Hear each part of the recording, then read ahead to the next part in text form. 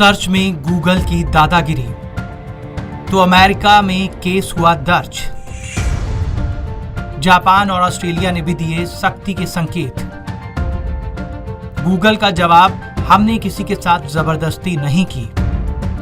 America में justice department और 11 राज्यों ने सबसे ज्यादा इस्तेमाल होने वाले सर्च इंजन गूगल पर केस दर्ज किया है।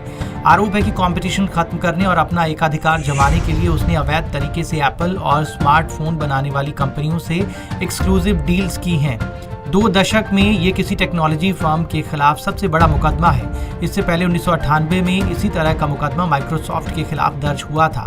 वैसे गूगल पर ये आरोप पहले भी लगते रहे हैं। अब खबरें हैं कि ऑस्ट्रेलिया, जापान भी यूरोप और अमेरिका के साथ बड़ी टेक कंपनियों के एकाधिकार को चुनौती देने की तैयारी में है।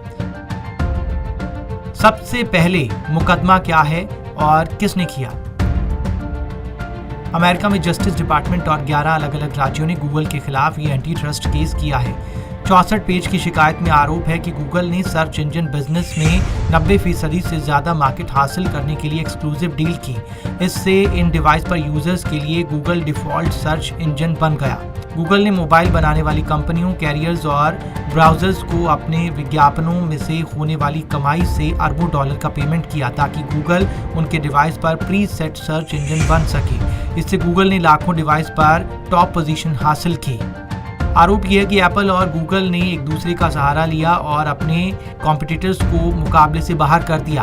अमेरिका में गूगल के सर्च ट्रैफिक में करीब आधा एप्पल के आईफोन से आया, वहीं एप्पल के प्रॉफिट का 5वां हिस्सा गूगल से आया। गूगल ने इनोवेशन को रोक दिया, यूजर्स के लिए चॉइस खत्म की और प्राइवेसी डेटा जैसी सर्विस क्वालिटी को प्रभावित किया। गूगल ने अपनी पोजीशन का लाभ उठाया और अन्य कंपनियों या स्टार्टअप को इनोवेशन करने का मौका ही नहीं दिया। अमेरिकी सरकार के आरोपों पर गूगल का क्या जवाब है? गूगल के चीफ लीगल ऑफिसर का कहना है कि ये मुकदमा बेबुनियाद है। लोग गूगल का इस्तेमाल करते हैं, ये उनका फैसला है। गूगल ने किसी के साथ अपनी सर्विसेज का इस्तेमाल करने के लिए जबरदस्ती नहीं की है। उनका कहना है कि एंटी ट्रस्ट कानून के बहाने ऐसी कंपनियों का पक्ष लिया जा रहा है जो मार्केट में कंपटीशन नहीं कर पा रही। गूगल, एप्पल और अन्य स्मार्टफोन कंपनियों को पेमेंट करता है ताकि उसे ज़्यादा से ज़्यादा लोगों तक पहुंचने के लिए शेल्फ स्पेस मिल सके। इसमें गलत क्या है? गूगल ने यह भी कहा कि अमेरिकी एंटी ट्रस्ट लॉ का डिज़ाइन ऐसा है कि किसी कमज़ोर कॉम्पिटिटर को मजबूती प्रदान करे। यहाँ सबके लिए बराबर मौके हैं। ये मुकदमा कोर्ट में ज़्यादा टिकने वाला नहीं है। इस मुकदमे के पीछे की रणनीति क्या है? ये मुकदमा दर्ज करने की टाइमिंग से लेकर इस मुकदमे में शामिल राज्यों को लेकर कई सवाल हैं। अमेरिका में राष्ट्रपति चुनाव से ठीक 2 हफ्ते पहले ये मुकदमा दाखिल किया गया। आमतौर पर किसी भी कदम का चुनावों पर असर पड़ने का डर होता है, इस वजह से कोई बड़ा कदम सरकार नहीं उठाती। खास बात यह है कि जिन 11 राज्यों ने जस्टिस डिपार्टमेंट का साथ दिया है, वहाँ सभी अटॉर्नी जनरल रिपब्लिकन हैं। हकीकत तो ये है कि अमेरिका के सभी 50 राज्यों ने गूगल के खिलाफ 1 साल पहले जांच शुरू की थी, लेकिन सिर्फ रिपब्लिकन राज्यों ने मुकदमा दर्ज किया है। कुछ राज्यों में तो जांच भी पूरी नहीं हुई है। केस का नतीजा क्या आ सकता है?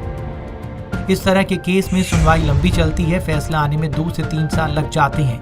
माइक्रोसॉफ्ट के खिलाफ भी 1998 में इसी तरह का मामला दर्ज हुआ था जो सेटलमेंट पर खत्म हुआ। गूगल पर इससे पहले यूरोप में भी इसी तरह के आरोप लगे। अगर कंपनी की हार होती है तो उसे अपने स्ट्रक्चर में कुछ बदलाव करने होंगे। अगर वो जीत गई तो बड़ी टेक कंपनियों को और ताकत मिल जाएगी। ये तो तय है कि मुकदमे का नतीजा आने में समय लगेगा। 3 नवंबर को अमेरिका में चुनाव है। नई सरकार को ही ये केस लड़ना है।